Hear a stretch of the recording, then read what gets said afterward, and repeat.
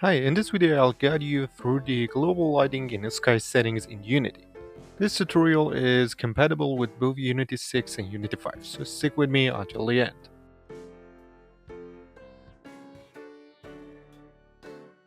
I've already prepared a scene with sunlight, but it currently lacks both atmosphere and ambient lighting.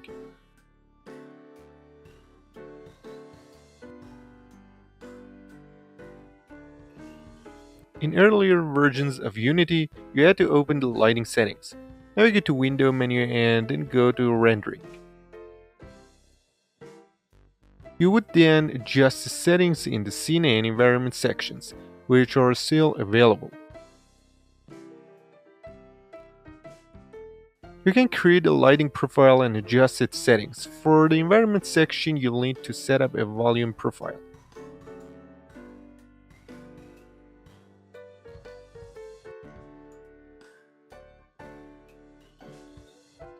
This is the volume profile we'll be working with.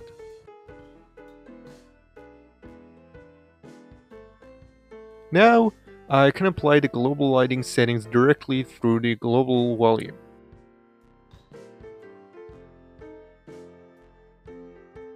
Navigate to Game Object, and then Volume and select Global Volume.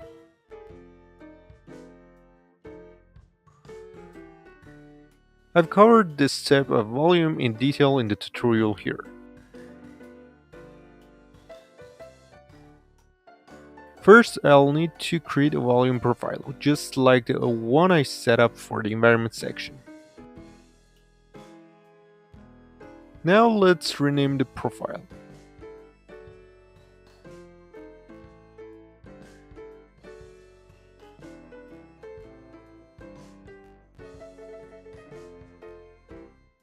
Next, click Add Override and in Effects list, search for Visual Environment.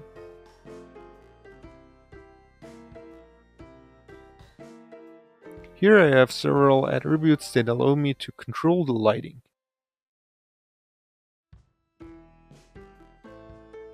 The sky and environment are straightforward, but once I activate the sky type, I'll notice some changes. I need to specify the type of sky. For instance, the first option is the physically based sky. This will result in a sky that follows the principles of physics. Now search for the physically based sky attribute.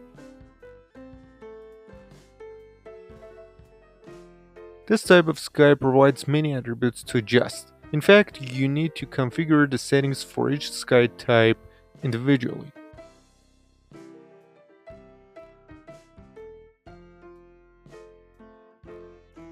I'll cover these attributes in the separate video, as there are quite a lot to go through.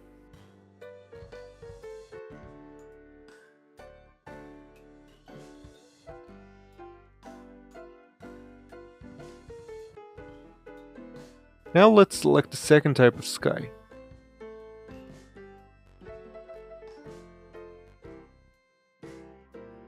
With the HDRI sky, you can use a cubic texture for the sky.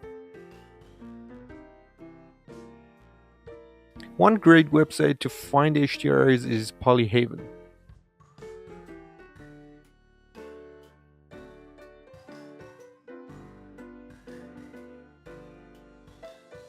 This type of sky also comes with its own set of attributes. You can assign a sky texture or an HDRI to this field. This is the HDRI I downloaded. Now I need to change the texture sample to cube. Now this is the shape I have.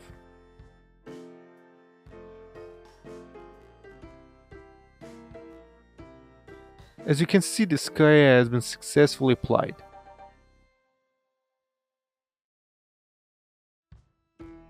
By adjusting the rotation, we can see that both the sky texture and the lighting change accordingly. This attribute allows us to adjust and view the direction of the sun. We can also adjust exposure using this field.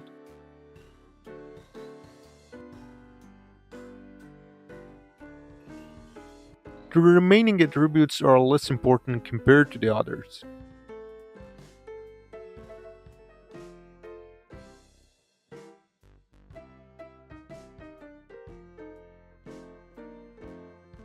The gradient sky provides a simple color gradient, but it's not ideal for my needs.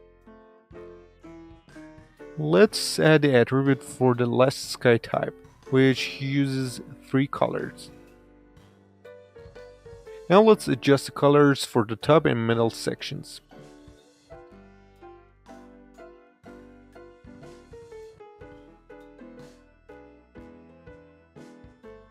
Similar to the other sky types, I can adjust exposure using this field. As you can see, the top section is orange, the middle has a milky hue, and the bottom is white.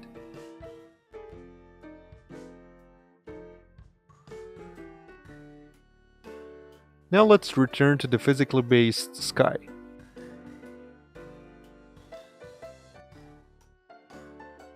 The background cloud allows you to choose whether or not to include clouds in your scene.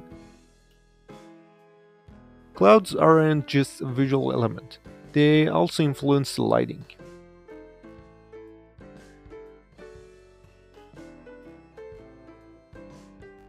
Let's compare how the scene looks with and without the cloud. As you can see, the ambient lighting is affected.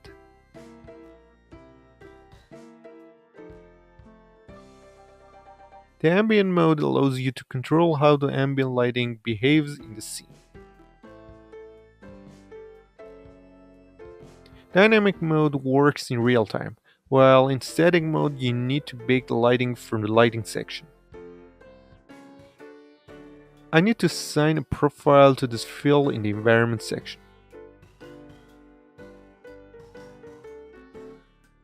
After that, activate the static lighting.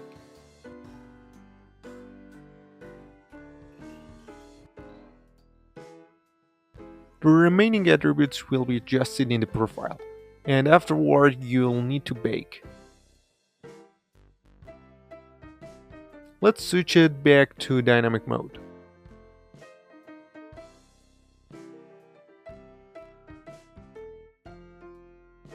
This attribute allows you to define the radius of the planet or atmosphere.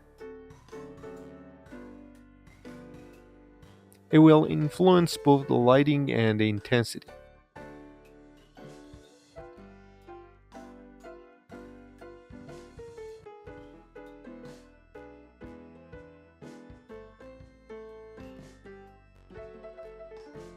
The next attribute lets you choose whether the sky should be adjusted for the camera or the world.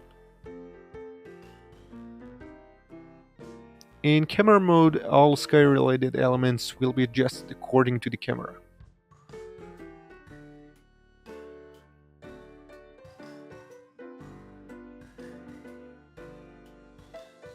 The center attribute allows you to define the position of the atmosphere.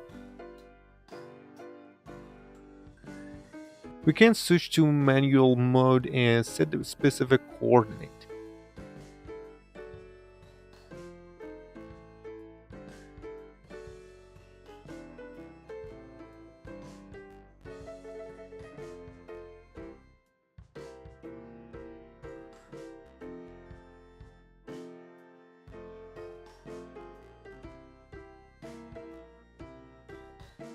As you can see here, the atmosphere is visible.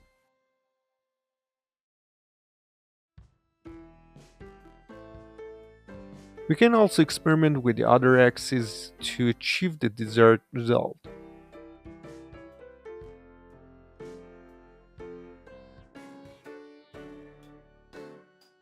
The remaining attributes are less important compared to the others. If you are aware of any other methods for applying sky and global lighting, feel free to share them in the comments. Thanks for watching. If you enjoyed this video, please give it a like and don't forget to subscribe to the channel. And feel free to share your questions and ideas in the comments.